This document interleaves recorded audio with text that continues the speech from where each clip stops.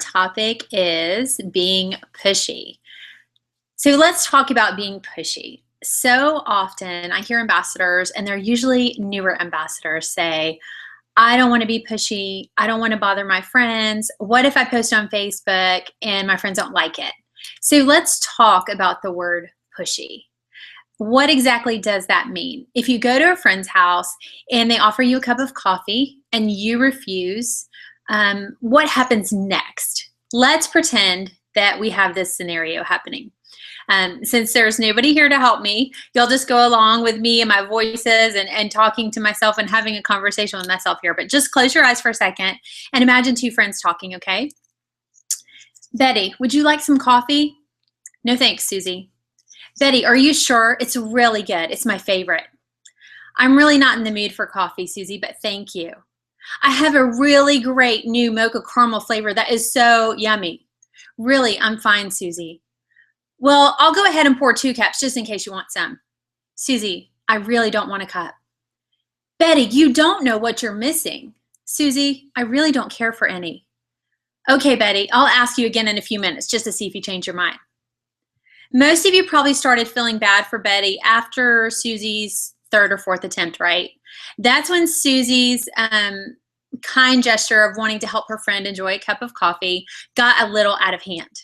Susie just went back off, and she wouldn't listen to Betty and how Betty was feeling and what Betty thought she needed or wanted at the time. What if Susie would have stopped asking Betty the first or even second time after? Betty probably wouldn't have thought twice about it. She just would have been offered a cup of coffee, and there you go. Being pushy is when you continue to occupy someone's time without their permission. If Betty would have said maybe or not right now or even let me think about it, then Susie's repeatedly asking probably wouldn't have been so bothersome, right? So here's a quick test to determine if you are a pushy person or not. Are you concerned with being pushy? Pushy people don't walk around agonizing over whether they're too pushy or not.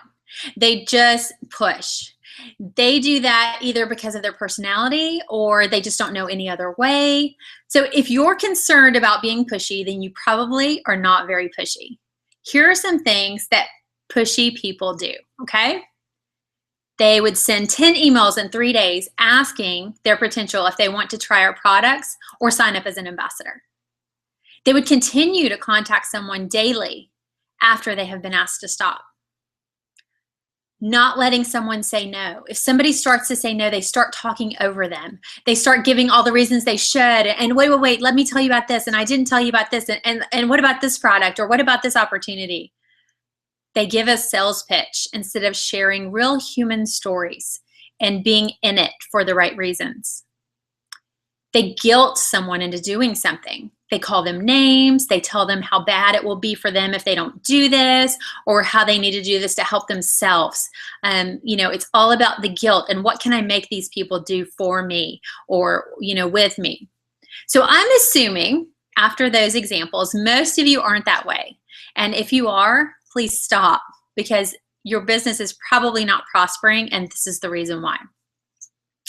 So instead, let's ask yourself these questions. Before you reach out to someone, sit down and say to yourself, are you trying to help them?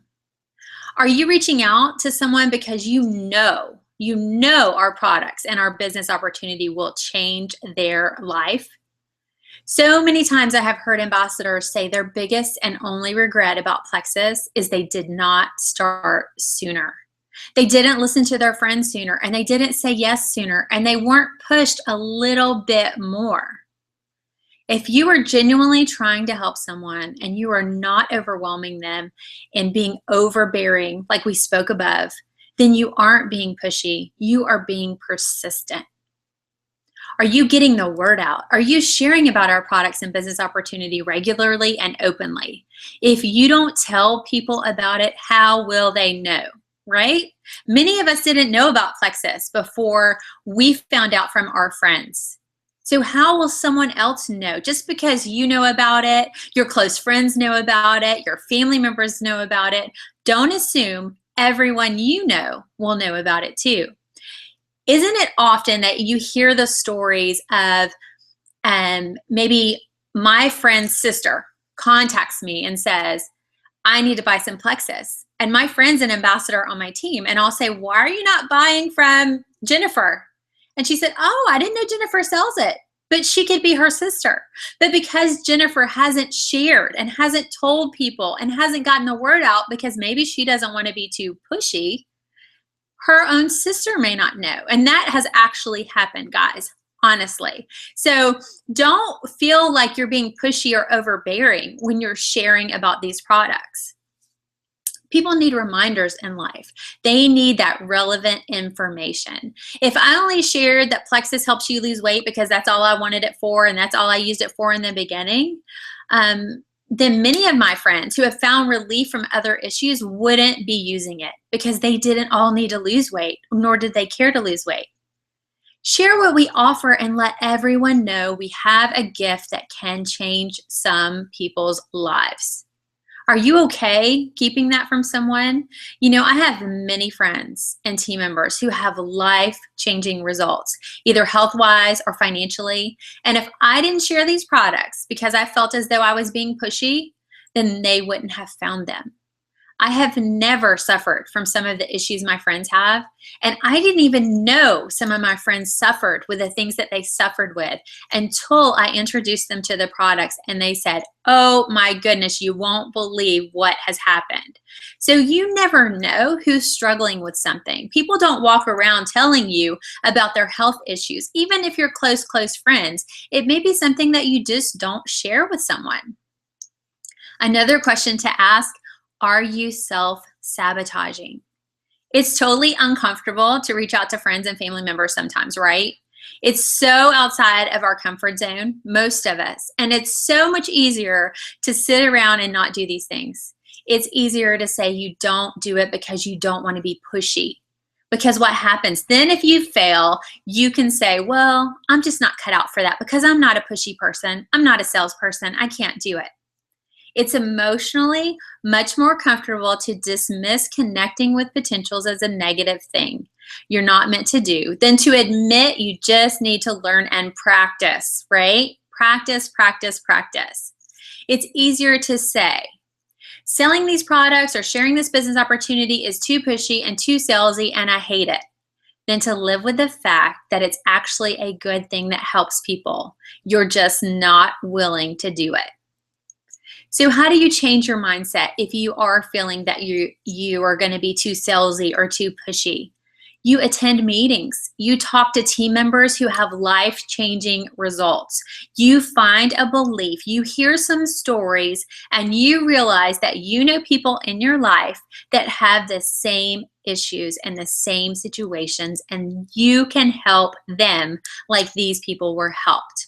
I'm actually working on something for our team page that's going to really help us all with this aspect right here. It's going to be coming up soon, so keep an eye out.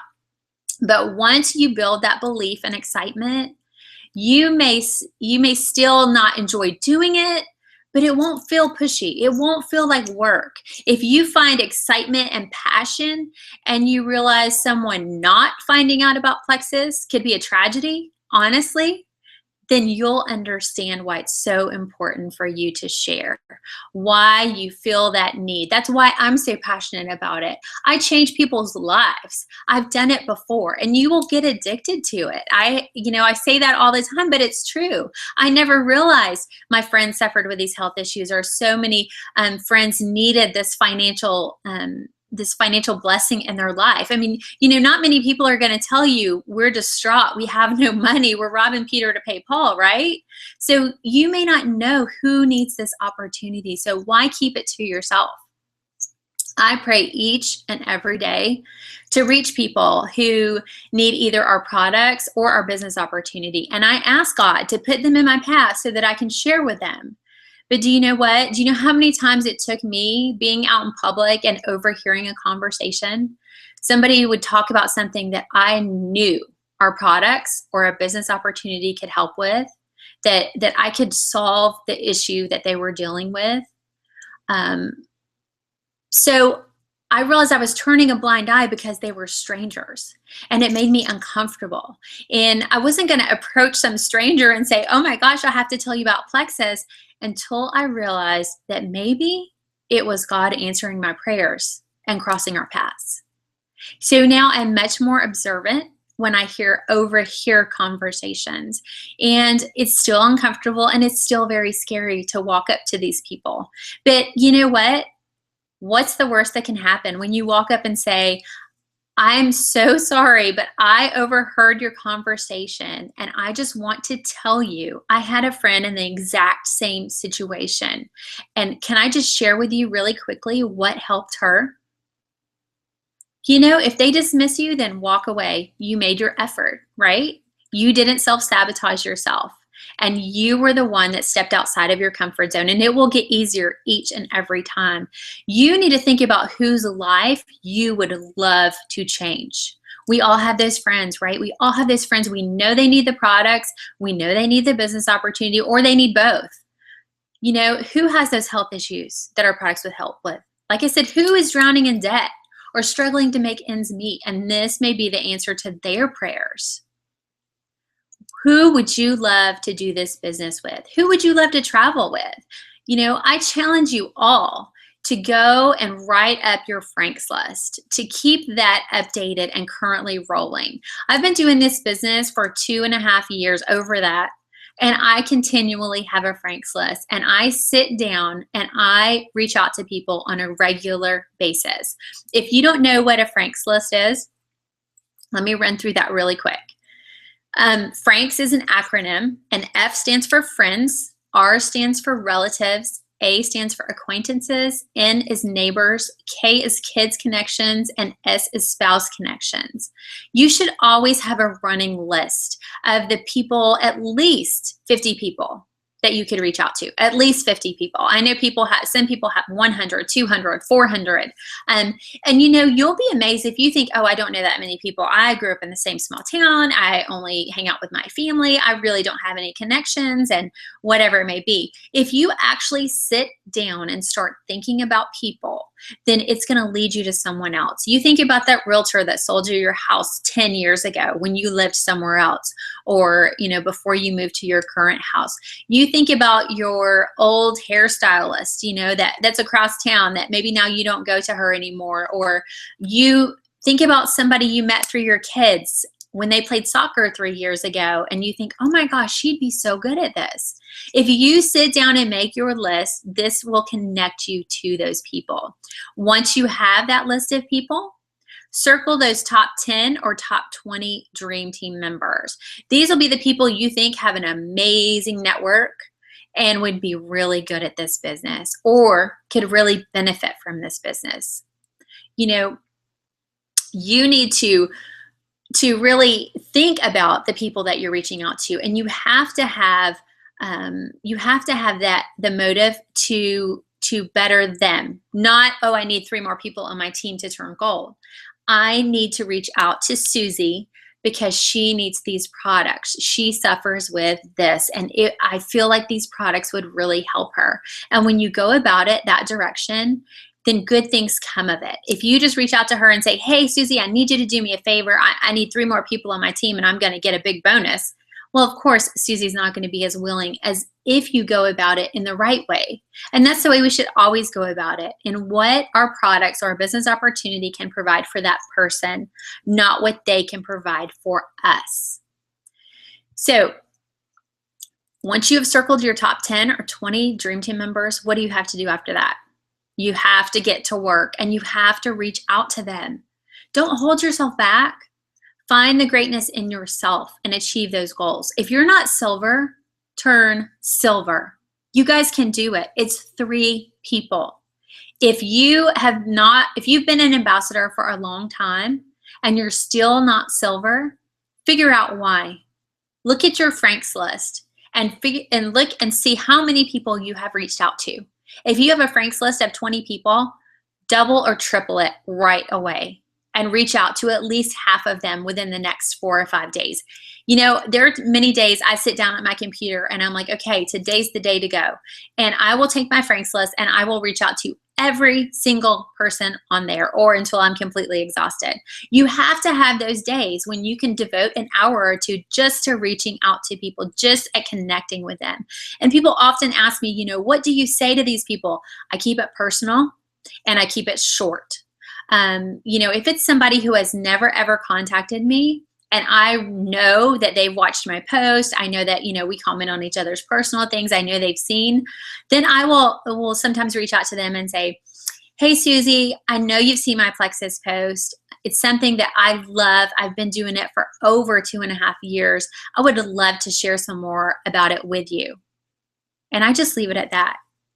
And a lot of times they respond right away. I mean, I had somebody the other day that said, oh my gosh, I've totally been thinking about contacting you. I just hadn't got around to it.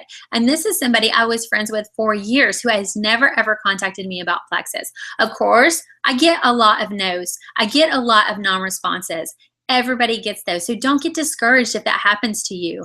When I do those mass reach outs to people, and I sit, and sometimes it's hours, and I personalize each and every message, and I just wait, and my messenger will go off, or I'll get an email, and I'm like, okay, here comes another no, and I'm shocked if it's not. So be prepared for the no's. If you haven't prepared yourself for people to tell you no, then get in that mindset.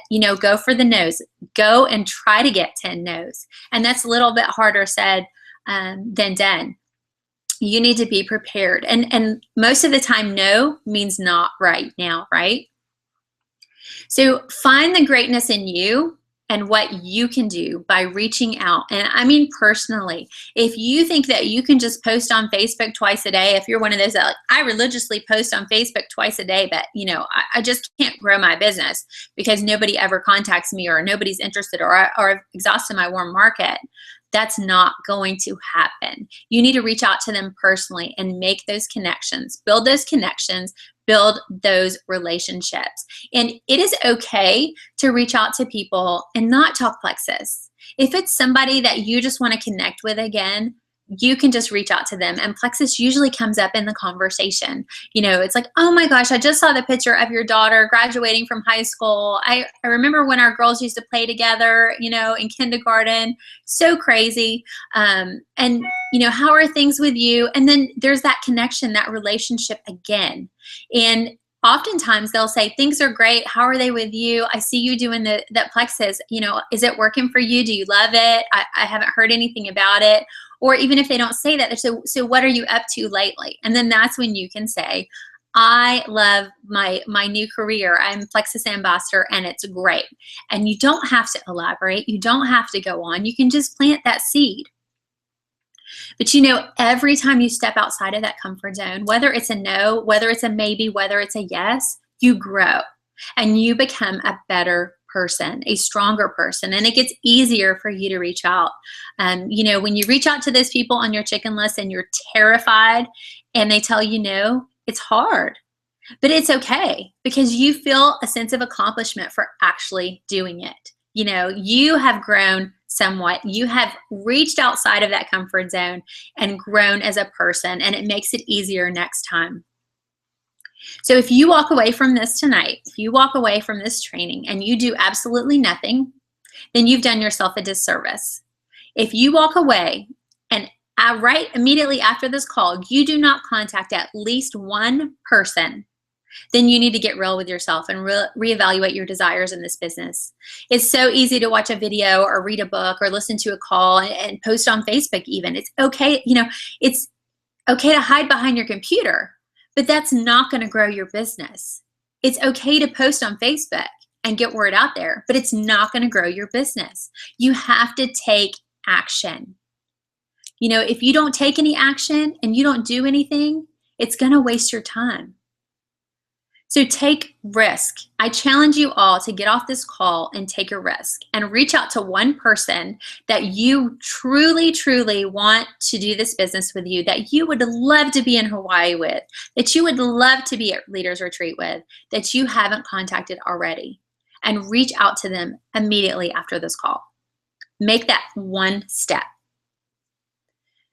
So, like I said, take risk. If you win, you'll be happy. right? You'd be so excited if they got back to you and said, yes, I am interested. I would love to do this with you. If you lose, you'll be wise. There have been many times I've reached out to people and they have gotten back to me and not really been interested, or I haven't gotten much response. And looking back now, I went about it the wrong way. Maybe I just reached out to them and I vomited plexus all over them. I was like, oh my gosh, I'm so excited. I need to share this with you. And here's the information on the Slim, and here's the information on the ProBio. And oh my gosh, you won't believe what this does. And I just want you to read all this information. And then, you know, you can ask me all these questions, but I've got so much stuff to tell you. And I'm thinking, I have just totally blown them out of the water and they don't want anything to do with me anymore because I have done too much. You need to play ball. You need to give them enough information. Now I give them little bits. And I see what I get back from them. Some people will be like, yes, could you please send me more information? And I'll send them a little bit of information. Here's some information. I'll check back with you.